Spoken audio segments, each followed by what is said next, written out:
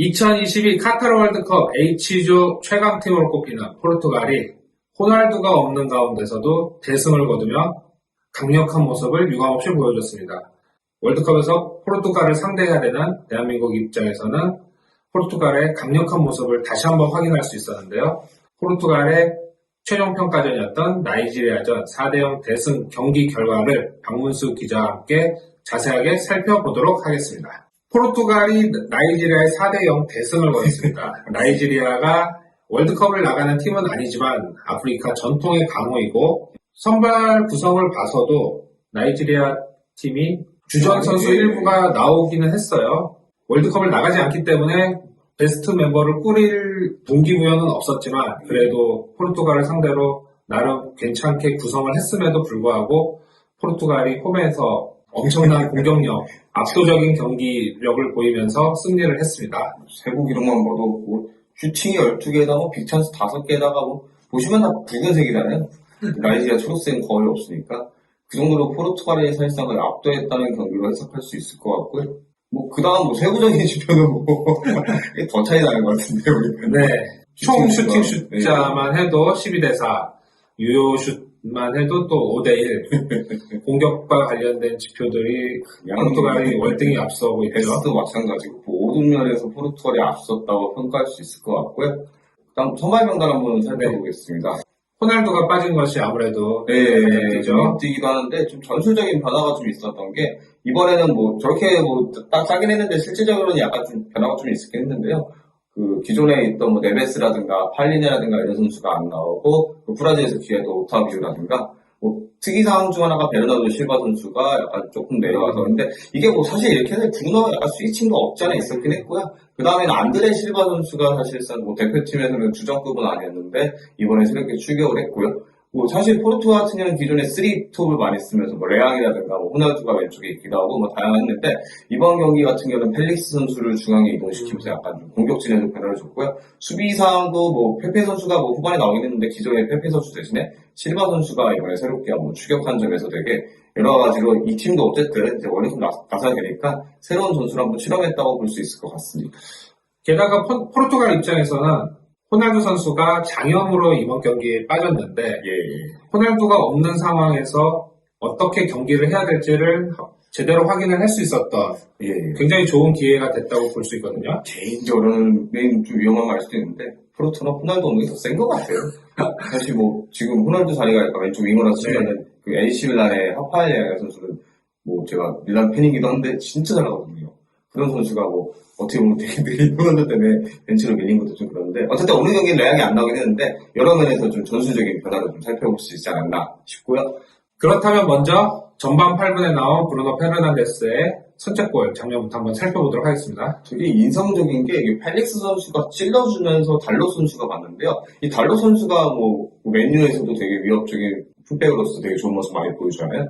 달롯이 전진을 해요. 근데 보시면 아시겠지만 전체적으로 공격진이 올라오면서 순간적으로 나이지리아 수비진을 흔드는데 어떻게 보면 혼전 상황이 왔을 때 여기서 달롯이 그 페르난데스를 향해서 패스를 찔러주는데 사실 수비하는 입장에서는 제가 봤을 때는 이게 페르난데스만 있는 게 아니라 뭐 되게 여러 선택지가 있으니까 혼란스럽지 않을까라는 생각이 좀 들었거든요. 결국은 페르난데스 선수가 이 상황에서 되게 침착하게 마무리하면서 1대0을 만들었죠. 이 상황을 보면은 왼쪽에 우리가 쓸 김진수 선수나 홍철 선수가 이런 달롯 선수의 오버래핑에 대비한 수비를 철저히 해야 된다는 거를 다시 한번 느꼈던 그런 상황이었던 것 같고요. 달롯이 없어도 칸셀로도 있고 많으니까 이게 풀백이 너무 좋아요, 팀이. 네. 그리고 그 다음에는 브루노 페르난데스의 페널티킥 장면이 있었죠. 베르나르도 실바 선수가 공을 올려주는 과정에서 핸들링 파울이 굴리면서 페르난데스 선수가 PK 키커로 나서서 성공했는데요.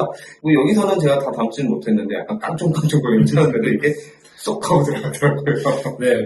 상대 골키퍼를 좀 정신을 사납게 만드는 짜증나게 하는 그런 식의 그 준비 동작이 좀 인상적이었죠. 그 다음 상황은 후반 막판에 나왔는데 이 장면도 마찬가지예요. 펠릭스부터 어떻게 보면 시작된 공이 게레이로 해가지고 후반에 교체 투입 때 왼쪽 풀백 선수를 거쳐서 공칼로 라모스라고 포르투갈의 공격수긴 한데 이번 경기에서 A매치 데뷔골을 성공시키면서 되게 의미 있는 경기를 했고요. 그 다음 장면도 마찬가지예요. 또 보시면 아시겠지만 펠리스를 거쳐서 다시 한번 공이 가는데요. 여기서 라모스 선수가 뒤에서 딱 주고 공간이 비었잖아요. 빈 공간을 활용해서 마리오 선수가 침착하게 마무리하면서 4대0을 만들었습니다. 이게 후반 막판에 순식간에 듣고 나왔죠? 포르투갈의 강점을 한번 살펴보면은 굉장히 뒷공간을 침투하고 측면을 파고드는 플레이가 나이지리아전에서 경기 내내 나왔거든요. 네, 뭐 여차하면 뭐 지금 장면은 골 장면은 아니겠는데 여차하면 펠리스 선수가 뭐 중거리 슈팅을 때려가지고도 되게 좋은 기회를 만들기도 했고 순간적으로 공간을 벌려줘가지고 상대를 되게 흔들면서 가운데로 몰았는데 그 모는 와중에 상대 수비로 혼란을 주면서 막 공격 기회를 만드는 되게 전형적인 강팀의 모습이죠. 포르투갈의 나이지리아전 경기를 보면서 똑같은 상상을 해봤거든요. 한국 수비수들이 이런 상황이었으면 과연 포르투갈의 저 침투하는 모습들을 그 플레이들을 막을 수 있었을까. 굉장히 90분 내내 힘든 경기를 펼칠 것 같다는 생각밖에 들진 않더라고요. 네, 그리고 앞서 말했듯이 오히려 호날두가 없으니까 또 젊고 막 되게 활동량 좋은 선수들이 의기양양하게 되게 경기를 운영했다는 느낌도 받았거든요. 그렇다면 호날두가 나와야 우리가 조금 더 유리할 수도 있는 네, 조심스러운 생각도 예상을 해봅니다. 마찬가지 이것도 포르투갈의 강점 중 하나인데 또 펠릭스 선수를 통해서 뭐 브루노 페르난데스가 또 공을 잡고 슈팅기를 가져가는 모습이 있었는데 저는 뭐 수술하겠지만 오늘 되게 펠릭스 선수가 굉장히 여러모로 위협적인 모습을 많이 보여준 것 같고 실제로 그 외신에서도 살펴보니까 펠릭스 선수가 뭐 완벽하게 돌아왔다 뭐 이런 식으로 되게 좋은 활약을 펼친 것에 대해서 호평을 하고 있더라고요. 그 다음 장면도 뭐 아까 얘기했는데 이 선수가 되게 무서운 게 조이조 탁 뚫고 공을 주더라고요. 이게 또 줬는데 또 분노 같은 경우도 좋은 선수니까. 굉장히 펠릭스 선수가 후방으로 많이 좀 내려오는 예. 플레이를 하면서도 또 동료들을 이용하는 예, 굉장히 맞아요. 팀 플레이를 적절하게 잘 활용하는 것 같아요. 호날두였으면 앞에서 짱박했으면 펠리스니까 내려와서 이것저것 만들어주고 본인도 좀 아틀레티코는 뭐 100% 아니니까 또 아쉬움이 있어서 그런지 몰라도 되게 잘하더라고요. 네. 그 다음 장면은 포르투갈의 약점인데 약점이 뭐 있었나요? 그래도 이제 살펴보면은 지금 화면 같은 경우에는 전반전이긴 하지만 후반전에 뭐 페널티킥을 얻어낸 상황도 있었고요. 네. 그렇게 보면은 분명히 포르투갈도 약점이 있었고 그 약점은 지금 이제 우리가 지금 보고 있는 이 뒷공간 침투에 대한 수비가 조금 이제 부족한 그런 걸 이제 확인할 수가 있었죠. 오늘은 뭐 디아스 선수랑 실바 선수긴 한데 뭐 페페 선수가 나오게 되면 이 선수가 아무리 클래스가 있어도 나이가 83년생이어서 피지컬적인 부분에서는 약간 밀릴 수도 있으니까 그런 부분 자랑하면 될 것 같은데 이 장면도 마찬가지 왼쪽 측면에서 이워비가 올라오니까 결국 공간을 내줬긴 했는데 어찌 막히긴 막았어요. 그 다음도 마찬가지. 근데 후반 25분에 나왔는데 이것도 마찬가지예요. 이워비 선수 뭐 축구 해제를 거쳐서 나이지리아가 슈팅 기회를 가져가서 뭐 만든 건 맞는데 이것도 사실 프로세에 많아가지고 직접적으로 뭐 엄청 위협을 줬다고 볼 수 없는데 다만 두 장면 통해서 알 수 있는 것은 이 팀이 생각보다 이게 아무래도 경기 자체가 오픈 플레이하고 많이 올리다 보니까 뒤쪽에서 좀 취약한 모습이 있지 않았을까라는 생각이 들더라고요. 그만큼 사이드가 많이 올라감으로써 노출되는 것을 우리가 역으로도 이용을 해야 되는 그런 거를 확인할 수 있었던 장면들이죠. 그 다음 장면 같은 경우도 달로 선수가 이 선수가 물론 뭐 에너지도 넘치고 사실 뭐 원래는 좀 애매했잖아요. 무링요가 탔을 때마다 밀란 임대에 거치면서 맨유에서 거의 포텐이 터지다시피 하긴 했는데 공격력은 몰라도 사실 수비력적인 면에서는 분명히 좀 아쉬움이 있거든요. 포르투갈이 결과적으로 4대0을 이겼어도 이게 후반 막판에 듣고 올라왔지 여기서 만약에 뭐 나이지리아가 페널티킥을 성공했다면 또 경기는 그렇게까지 대패로 이어지지 않았을 거라는 생각도 들더라고요. 결국 어떻게 보면 달로 같은 선수들도 그렇고 뭐 칸셀로도 마찬가지고 뭐 게레이로 나올 수도 있고 뭐 다양한 선택지가 있지만 이 풀백들이 공격력에 비해서 수비력이 아쉬운 게 있기 때문에 오히려 올라가다 다급해져서 내려올 때 실수할 수 있지 않을까라는 생각이 좀 들었어요. 나이지리아 같은 경우에도 페널티를 얻어냈기 때문에 그렇죠. 어떻게 보면 한국도 분명히 문전 침투를 할 수 있는 그런 기회를 만들 수 있는 곳이 달롯이나 칸셀로 같은 공격적 성향 선수들이 위로 올라갔을 경우를 잘 활용하는, 적극적으로 활용하는, 특히 한국에는 손흥민, 황희찬 같이 날빠른 선수들이 있으니까요.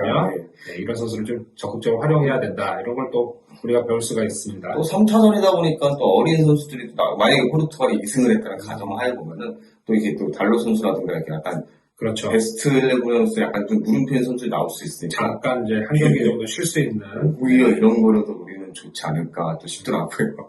그 다음 장면은 뭐 가장 눈에 띄는 선수인데 사실 저는 두 명 준비했는데요. 일단 스탯상으로 봤을 때는 브루노 페르난데스가 45분 동안 어쨌든 두 골을 만든 거 있기 때문에 뭐 풋모비든 뭐 소파스코든 통계 매체에서는 평점이 제일 높았긴 했어요. 뭐 실제로 수치도 나쁘진 않았는데 근데 저는 개인적으로는요. 펠릭스 선수가 평점은 좋진 않아요, 사실은요. 근데 어떻게 보면 공격의 시발점 같은 역할도 많이 해냈고, 내려가서 풀어준 것도 많이 풀어주고, 막 되게 공격 자체에 되게 활력소 역할을 했기 때문에, 어떻게 보면 이 선수가 나오면 대표팀 이제는 더 까다롭지 않을까. 그렇죠. 뭐 평점 같은 경우에는 공격수의 입장에서는 골이나 도움 같은 걸 수치적인 부분을 기록을 해야 평점이 좀 더 높게 매겨지는 경우가 있는데 펠릭스 선수가 나이지리아전 같은 경우에는 공격적인 플레이뿐만 아니라 이타적인 동료들을 활용하는 그런 플레이를 했기 때문에 평점은 좀 낮게 나왔지만 그래도 팀 플레이라는 면에서 보면은 펠릭스 선수가 더 중요했다. 이렇게 생각할 수가 있죠. 횟수 성공률도 91%에 달하고, 농골도 뭐 두 번밖에 없긴 했어도 어쨌든 100% 나왔고, 일단 활동량이 되니까. 근데 개인적으로는 포르투갈이 2승을 하게 되면 이거 호날두라는 카드는 쉬게 할 수도 있잖아요. 근데 그렇게 되면 오히려 더 무서울 수가 있겠네요. 네, 더 무서울 것 같다는 생각이 들고, 실제로 만약에 오늘 경기에서는 불참했지만 호날두가 결정하게 되면은 레앙과 같은 선수가 나오면 저는 뭐 개인적인 생각이지만 레앙 선수는 왼쪽 측면 공격수 중에서는 뭐 비니시우스 이런 선수하고 거의 그 정도까지는 아니어도 나란히 할 수 있을 정도 되게 위협적인 선수 생각하고 있기 때문에 오히려 더 포르투갈이 2승을 안 이게 참 애매해요. 포르투갈이 2승을 먼저 챙기면은 풀백이라든가 이런 데 좀 누수가 생길 것 같고 대신에 호날두가 안 나오고 더 쌩쌩한 저는 더 젊은 모습이 나올 수 있고 더 쌩쌩한 선수가 나오고 만약 포르투갈이 2승을 못했으면 호날두는 나오지만 뭐 기존의 선수 워낙 좋은 선수 나오면 이게 되게 진퇴양난이 아닐까라는 생각이 들더라고요. 한국 입장에서는 누가 나오든 힘든 경기 어쨌든 분명하다 이렇게 생각할 수 있겠습니다. 뭐 공략할 포인트는 아까 말씀한 그대로예요. 이 팀이 사실 나이지리아 전에서 크게 약점을 노출한 게 없었는데 그래도 굳이 꼽으면 역습 상황에서 뒷공간 자체가 조금 약간 부진한 면이 있었기 때문에 물론 뭐 디아스 선수라든가 페페 선수, 특히 디아스 선수 같은 경우는 프리미어리그 내에서도 손꼽히는 센터백이기 때문에 위협적이어도 페페 선수 같은 경우는 충분히 우리가 공략해보지 않을까 싶기도 하고 그 다음 장면 같은 경우는 이거는 뭐 아까 말한 것과 비슷하죠. 대한민국 대표팀이 경기할 포인트이기 때문에 그렇죠. 이 팀이 워낙 공격 루트가 많다 정도로 보시면 될 것 같아요. 측면 수비를 철저하게 해야 될 것 같아요. 측면에서부터 나이지리아전만 놓고 본다면 네, 맞습니다. 포르투갈 대표팀과 그 대한민국 벤투어의 예상 선발 포진도를 한번 살펴보시면 이거는 그냥 제가 나이지리아전에 맞춰서 뭐 한번 수정한 거긴 한데 일단 모르겠어요. 오늘 경기가 좀 명단이 많이 다르긴 한데 저는 레앙 선수와 호날두 선수가 이렇게 나오게 되면 이런 식으로 구성이 될 것 같다는 생각이 들었거든요. 근데 이게 어떻게 보면은 보시면 아시겠지만 사실상 4-2-3-1 전술이거나 4-3-3이긴 한데 이선 자원에서부터 뭐 네베스라든가 까르발리 선수도 워낙 또 잘하는 선수니까 여기서부터 좀 싸움이 이어가지 않을까라는 생각이 들고 사실 가장 걱정은 오른쪽에 뭐 베르나르도 실바 선수 같은 경우는 워낙 유명하기 때문에 상관없는데 왼쪽에 레앙이라든가 칸셀로 이 라인 같은 경우는 진짜 상당히 많이 경계가 되지 않을까. 오른쪽에 배치될 이재성, 윤종규 선수가 이 선수들을 어떻게 대비할 것인가에 대한 부분이 하나의 과제로 남을 수도 있겠습니다. 뭐 사실 뭐 계속 밀란 얘기도 그렇긴 한데 밀란 같은 경우는 테오 에르난데스 선수, 레앙 선수가 거의 이 팀은 왼쪽 원사이드인데 반대로 말하면은 이 팀 같은 경우 왼쪽만 막으면 오른쪽이 흐름이 막히는데 포르투갈을 보면 달로치는 배신하고 있으니까 일단 제가 봤을 때는 그나마 그래도 오른쪽에 아무리 실바 선수가 뭐 좋은 선수고 뭐 달로도 좋은 선수였더라도 일단 왼쪽부터 틀어막는 게 어쨌든 중요하지 않을까 싶고요. 호날두도 어쨌든 중앙에서 뛰더라도 이 선수는 기본적으로 왼쪽에서 움직이니까 그렇죠. 이런 부분에 대한 좀 대비가 필요하지 않을까 싶었습니다. 김민재 선수가 또 나폴리에서 굉장히 좋은 활약을 하고 있기 때문에 근데 김민재 선수랑 레앙 선수 만난 적은 없어가지고 그때 레앙이 앞에 그 경고로 결정해가지고 그런 게 있었죠. 김민재 선수의 이런 넓은 수비 반경을 활용한 수비 그리고 김영권 선수의 노련한 플레이가 잘 어우러지길 바라야 될 것 같습니다. 포르투갈의 일정, 월드컵 일정을 한번 살펴볼게요. 포르투갈은 11월 24일 저녁 7시에 가나와 첫 경기를 하죠. 예, 맞습니다. 이 경기는 한국 대 우루과이전이 끝난 다음에 이어지는 일정입니다. 두 번째는 우루과이전인데 11월 28일 밤 10시, 현지 시간 밤 10시이고 한국 시간으로는 새벽 4시죠. 포르투갈이 2승을 할 건지 1승 1무가 될 건지 뭐 1승 1패가 될 수도 있고요. 이런 상황 속에서 마지막 12월 2일 현지 시간 저녁 6시에 한국 시간으로는 12월 3일 3일 0시죠. 네, 맞아요. 한국과 마지막 경기를 하는데 20년 만에 월드컵에서 한국 대 포르투갈의 경기가 열리게 됩니다. 과연 어떻게 될 건지 20년 전에도 한국 대 포르투갈이 조별리그 마지막 경기였거든요. 맞아요. 예, 그때 우리가 1대0 박지성 선수의 이번에 축구 해설위원으로 이제 참여하게 된 박지성 선수가 한 골을 넣으면서 결승골을 넣으면서 피구를 울리고 벤투를 더 이상 못하겠던 이제 그런 경기가 됐었는데 그 며칠 전에 골 때리는 그녀 TV 방송을 보는데 그 박지성과 피구의 만남이 있었더라고요. 그래서 뭐 양쪽 모두 자국의 승리를 이제 원하는 코멘트를 했었는데 이번에 20년 만에 포르투갈을 만나는데 어떤 경기가 될지 좀 참 궁금하고 기대도 되고 그리고 걱정도 되고 손흥민이 한때 자신의 우상 롤모델로 여겼었던 그렇죠. 그 호날두 선수의 만남, 손흥민과 호날두의 만남도 기대가 참 많이 되는 그런 경기입니다. 한준TV는 2022 카타르 월드컵 전경기를 면밀하게 세세하게 분석해서 여러분에게 알려드릴 예정입니다. 앞으로 계속 한준TV가 전해드릴 월드컵 소식 기대 많이 해주시길 바라겠습니다. 감사합니다. 감사합니다.